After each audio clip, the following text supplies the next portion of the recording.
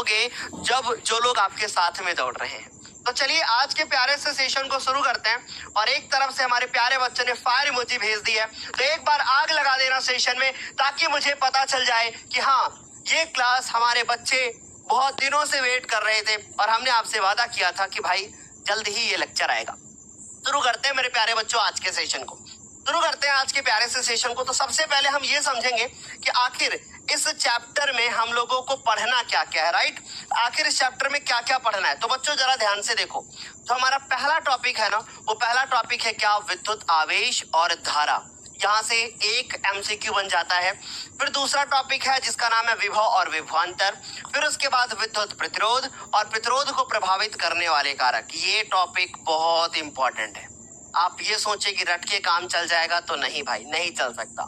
दूसरा टॉपिक विशिष्ट प्रतिरोध, जहां से इसका मात्रक सबसे ज्यादा पूछा जाता है, ये टॉपिक प्लस एक न्यूमेरिकल इससे बनता है। ये बात भी आप बहुत अच्छे से नोट कर लो, यहाँ से एक न्यूमेरिकल आपके पेपर में बनेगा ही बनेगा। उसके बाद बात करते हैं बच्चों विद्युत परिपथ के बारे में। हम लोग विद्युत परिपथ समझेंगे और परिपथ में उपयोग होने वाले अवयव समझेंगे, ठीक, और उनके प्रतीक समझेंगे कि भाई प्रतीक कौन कौन से होते हैं। ये वाला टॉपिक भी हमारे पास मोस्ट इंपॉर्टेंट है, क्योंकि इसके बिना हम आगे की चीजें ढंग से नहीं पढ़ पाते। फिर उसके बाद आता है इस चैप्टर की, जिसको बोलते हैं कि इस चैप्टर की जान है, और वो जान कौन सी है इस चैप्टर की, तो भाई वो है इस चैप्टर में एक बहुत प्यारा सा नियम जो कि साइमन ओम के द्वारा दिया गया था, जिसको हम कहते हैं ओम का नियम। फिर उसके बाद बात करें तो बच्चों प्रतिरोधकों का संयोजन, ये हमारा टॉपिक, जिसके अंतर्गत दो टॉपिक आते हैं। एक आता है श्रेणी क्रम संयोजन, दूसरा आता है पार्श्व क्रम संयोजन। यहाँ से हमारे पास एक 6-6 नंबर के दो टॉपिक आते हैं। तो ये 6-6 नंबर के दो टॉपिक हैं, और दोनों में से एक टॉपिक आपको लॉन्ग क्वेश्चन में देखने को मिल जाता है, क्योंकि एक टॉपिक इन दोनों में से एक ऐसा जरूर होगा जो आपको पूरे 6 नंबर देगा, राइट। फिर उसके बाद बात करते हैं विद्युत ऊर्जा की। इसके अंतर्गत जो हम लोग फॉर्मूले पढ़ेंगे, वो फॉर्मूले बहुत इंपॉर्टेंट होंगे। तो मैं पहले आपको बता देता हूं कि आखिर इस चैप्टर में क्या है। इसके अंतर्गत हम लोग जो फॉर्मूले पढ़ेंगे, वो फॉर्मूले हमारे पास मोस्ट इंपॉर्टेंट होंगे। यहाँ से न्यूमेरिकल आएगा। फिर उसके बाद विद्युत शक्ति, इसके अंतर्गत भी हम लोग कुछ फॉर्मूले पढ़ेंगे, वो फॉर्मूले भी हमारे लिए बहुत इंपॉर्टेंट होंगे। फिर उसके बाद बात करते हैं मेरे प्यारे बच्चों किलोवाट घंटा। तो एक सवाल यहाँ से जरूर बनता है कि किलोवाट घंटा क्या होता है, ये टॉपिक हमारे लिए इंपॉर्टेंट है। और फिर अगला है हमारे पास इलेक्ट्रॉन वोल्ट, और एक टॉपिक इसमें नहीं लिखा हुआ है, वो मैं लिख देता हूं। और वो टॉपिक कौन सा है, वो टॉपिक है बच्चों क्या, विद्युत फ्यूज। कौन सा टॉपिक है, विद्युत फ्यूज। तो इतने टॉपिक हम लोग इस चैप्टर में डिस्कस करेंगे, और ये हमारे पास 2 नंबर का एक टॉपिक है, जो कि हर बार बोर्ड एग्जाम में पूछा गया है, चाहे 2020 का पेपर हो, 22 का पेपर हो, 23 का पेपर हो, 24 का पेपर हो, या फिर 25 का पेपर हो। तो थोड़ा सा ये वीडियो बड़ा जरूर हो सकता है, क्योंकि हम इतने टॉपिक डिस्कस करेंगे, और सिर्फ ऐसे नहीं कि हम आपको बस यहाँ लिखा हुआ दिखा देंगे और काम हो जाएगा। तो भाई वो गलत तरीका होता है फिजिक्स पढ़ने का, राइट। तो चलिए प्यारे बच्चों, आज प्यारी सी क्लास को शुरू करते हैं। तो एक बार जल्दी से फायर इमोजी कर दो, ठीक है, सारे बच्चे जल्दी से फायर इमोजी कर दो। हाँ सर, एक मैथ की क्लास भी दे देना आप। बिल्कुल दे दूंगा मैं। चलो पहले इस चैप्टर को पूरा करो, है ना। जब एक चीज शुरू करते हैं तो उसी पे फोकस करते हैं। पहला टॉपिक है जिसका नाम है विद्युत आवेश। जैसे बच्चों अगर मैं बात करूं, हमारे पास ये क्या है, हमारे पास ये एक मोबाइल है। यदि मैं इस मोबाइल को मैं अभी रगड़ना शुरू कर दूं, तो क्या होगा, क्या होगा, इसके ऊपर जो इसके पास इलेक्ट्रॉन्स होंगे, क्योंकि ये पदार्थ है, और ये पदार्थ जो होते हैं वो हमारे इलेक्ट्रॉन, प्रोटॉन, न्यूट्रॉन से मिलकर ही बने होते हैं। तो बच्चों अगर हम लोग बात करें, तो अगर मैं इसको रगड़ना शुरू करूंगा तो क्या होगा, ये या तो इसमें इलेक्ट्रॉन की कमी आएगी, और या तो इसमें इलेक्ट्रॉन की अधिकता आएगी, और जिसके कारण क्या होगा कि इसमें एक गुण उत्पन्न होगा, जिसको हम लोग बोलेंगे क्या, विद्युत गुण, या फिर मेरे प्यारे बच्चों बोलेंगे कि भैया या तो चुंबकीय गुण। तो 2 प्रकार के इसमें गुण उत्पन्न होते हैं। एक होता है हमारे पास विद्युत गुण, या फिर विद्युत प्रभाव भी बोलते हैं, या फिर चुंबकीय प्रभाव बोलते हैं। सर जैसे हमें डेली लाइफ का एग्जांपल बताइए। जैसे हम लोग स्केल देखते हैं ना, पटरी, अगर पटरी को बालों में रगड़ते हैं पहले, और उसके बाद उससे कागज उठाने का प्रयास करते हैं, तो कागज उठ जाता है। क्यों उठ जाता है, क्योंकि उस पटरी के ऊपर आवेश आ गया है, जो कि दूसरी वस्तुओं को आकर्षित कर रहा है या प्रतिकर्षित कर रहा है, यानी अपने ऊपर तरफ खींच रहा है या तो फिर उसको दूर भेज रहा है, राइट। तो सर हम समझ गए कि परिभाषा हो गई हमारे पास कि किसी पदार्थ का वह गुण जिसके कारण विद्युत या चुंबकीय प्रभाव उत्पन्न होता है उसको हम लोग विद्युत आवेश बोलते हैं। अच्छा, अगर हम बात करें इस चैप्टर की तो विद्युत आवेश को हम Q से दर्शाते हैं। किससे दर्शाते हैं? Q से दर्शाते हैं। तो भैया जरा ध्यान से हमारी बात को समझने की कोशिश करना। और इसका मात्रक क्या होता है? इसका मात्रक कूलाम होता है। अब मान लीजिए कि इमेजिन करिए कि ये हमारे पास क्या है, एक प्रकार की कोई भी वस्तु है। प्लीज मेरी बात ध्यान से समझने की कोशिश करना। ये हमारे पास एक वस्तु है। इस वस्तु के पास 11 इलेक्ट्रॉन होने चाहिए थे, है ना, लेकिन इसके पास कुछ इलेक्ट्रॉन ज्यादा हो गए या कहे कुछ इलेक्ट्रॉन कम हो गए। तो क्या हुआ? इसके ऊपर क्या उत्पन्न हो गया? इसके ऊपर आवेश उत्पन्न हो गया। और मैंने कहा कि इसके पास जो इलेक्ट्रॉन है, इसके पास कितने इलेक्ट्रॉन है? मैंने माना कि भैया इसके पास n इलेक्ट्रॉनों की या तो कमी हो गई है और या तो अधिकता हो गई है। यानी ये n इलेक्ट्रॉन इसने या तो त्याग दिए हैं या तो इसने n इलेक्ट्रॉन ग्रहण कर लिए। तो बच्चों एक फॉर्मूला बन जाता है हमारे पास, और वो फॉर्मूला ये बन जाता है कि आवेश बराबर, बहुत अच्छे से नोट करना इन सब चीजों को, कि आवेश बराबर इलेक्ट्रॉनों की संख्या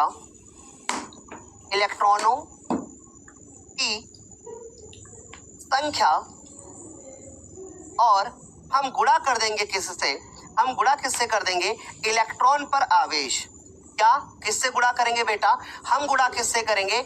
हम गुणा करेंगे इलेक्ट्रॉन पर आवेश से। किससे? इलेक्ट्रॉन पर आवेश से हम क्या करेंगे? गुणा करेंगे। राइट? अभी समझो।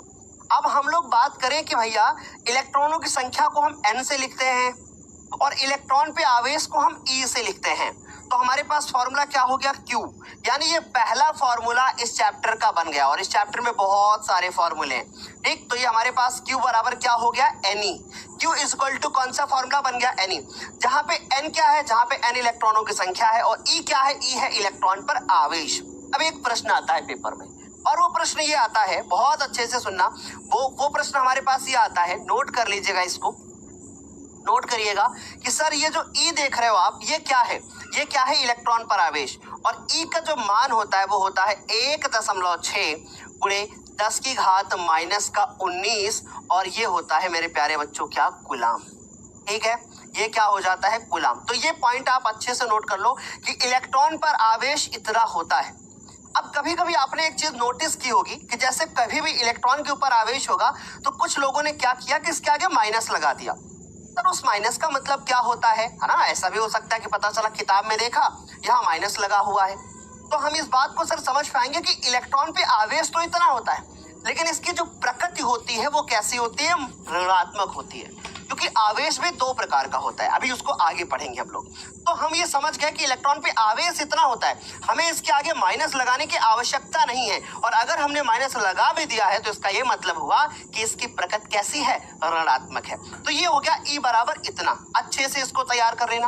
राइट? अच्छा, आगे बढ़ते हैं। यहाँ तक हमारे पास ये बात समझ में आपको आ गई होगी। हमने एक फॉर्मूला बता दिया, हर चीज बता दी। एक ये पहला पॉइंट नोट में बताया। अब दूसरा पॉइंट नोट कर लो कि इलेक्ट्रॉन पर ऋणात्मक आवेश होता है। इसका मतलब क्या है वो अभी आगे हम डिस्कस करेंगे, लेकिन अभी हम आपको लिख करके दे रहे हैं कि इलेक्ट्रॉन पे कैसा आवेश होता है?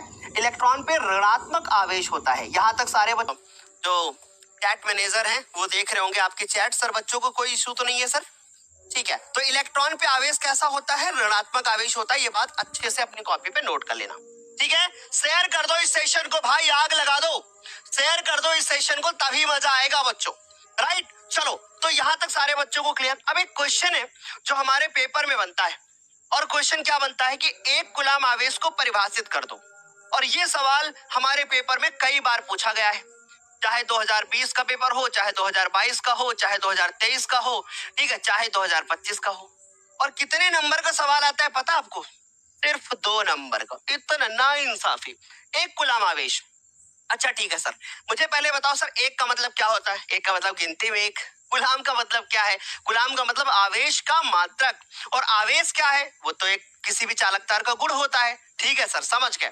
यानी अगर मुझे एक कूलाम निकालना होगा तो मैं क्या फॉर्मूला जानता हूँ? मैं फॉर्मूला जानता हूँ, ध्यान से समझना। इसका उत्तर कैसे लिखोगे?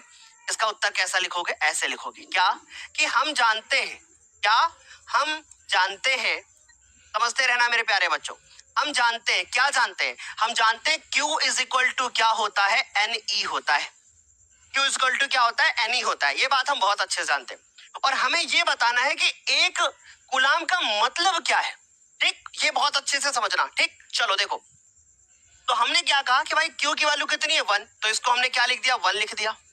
फिर उसके बाद हमने N की वैल्यू क्या कर दी, N की वैल्यू हमने N कर दी और E की वैल्यू क्या हो गई 1.6 इंटू 10 टू पावर -19, ये हमने लिख दिया। बहुत अच्छे समझना, मोस्ट इंपॉर्टेंट सवाल है।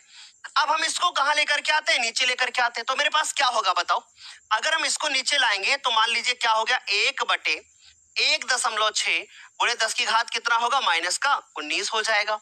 ठीक, और ये जो n है वो आप n चाहे उधर लिख दो चाहे इधर, बात देखिए। अब मैं क्या कर रहा हूं, मैं 10 की घात 19 को ऊपर ले जाऊंगा। तो जब मैं ऊपर ले जाऊंगा तो कैसा हो जाएगा, प्लस का, तो ये 10 की घात कैसा हो गया, 19। ठीक, और ये एक दशमलव हटा करके 0 बढ़ा लेंगे, यानी 10 बटे कितना हो जाएगा, 16। 10 बटे 16 2 से काटेंगे तो 5 10, 2 अट्ठे 16 और गुणे 10 की घात कितना हो जाएगा, 10 की घात कितना हो जाएगा, 19 हो जाएगा। यहां तक हमारे बच्चों को समझ में आ रहा होगा। अगर मैं 5 को 8 से भाग दे दूं, अगर मैं 5 को 8 से भाग दे दूं तो मेरा आंसर जो आएगा वो आएगा 0.625, ये आएगा हमारा आंसर। तो हम लोग इसको भाग देने के बाद देख रहे हैं हमारे पास आया 0.625 और गुणे 10 की घात कितना हो गया, 10 की घात 19 हो गया। ठीक है सर, बढ़िया समझ में आया। अब मैं क्या करता हूं, इस दशमलव को यहां ले जाता हूं। अब फिर आप सोच रहे होंगे सर यही क्यों ले जा रहे हो आप, क्योंकि हमने 6th क्लास में 7th क्लास में पढ़ रखा है कि हम किसी भी दशमलव प्रसार को यदि मानक रूप में लिखना चाहते हैं तो दशमलव एक नॉन जीरो नंबर के बाद होना चाहिए। यानी सर एक ऐसी संख्या जो जीरो ना हो उसके बाद दशमलव होना चाहिए। और जब मैं दशमलव को अपने घड़ी की दिशा की तरफ लेके जाता हूं, मतलब जब मैं इस दाहिने तरफ लेकर के जाता हूं तो मैं क्या देखता हूं, तो मैं देखता हूं कि जितनी भी घात होगी उसमें उतने अंक, उतना नंबर घट जाएगा जितना अंक मैं खिसकाऊंगा। तो मैंने इसको कितने अंक खिसकाया, मैंने 1 अंक खिसकाया, तो 6.25 गुणे 10 की घात 18, ये आ गया हमारे पास आंसर। ये किसका वैल्यू आया, n का वैल्यू। यानी सर हम समझ गए, क्या समझे, कि यदि किसी भी चालक तार पर इतने इलेक्ट्रॉन उपस्थित हो, इसका मतलब है कि उस पे आवेश 1 कूलाम होगा। ये परिभाषा बन के आ गई। क्या बनी परिभाषा, कि यदि Q का मान हम 1 लाना चाहते हैं तो हमें इलेक्ट्रॉन इतने चाहिए। समझ में आ रही बात, तो हम क्या लिखेंगे, परिभाषा क्या बनी, अतः हम क्या परिभाषा बनाए कि यदि किसी चालक, ऐसे लिखोगे पेपर में, यदि किसी चालक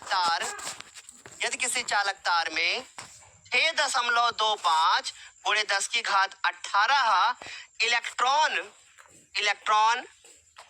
उपस्थित हो, चालक तार पर आवेश 1 कूलाम होगा।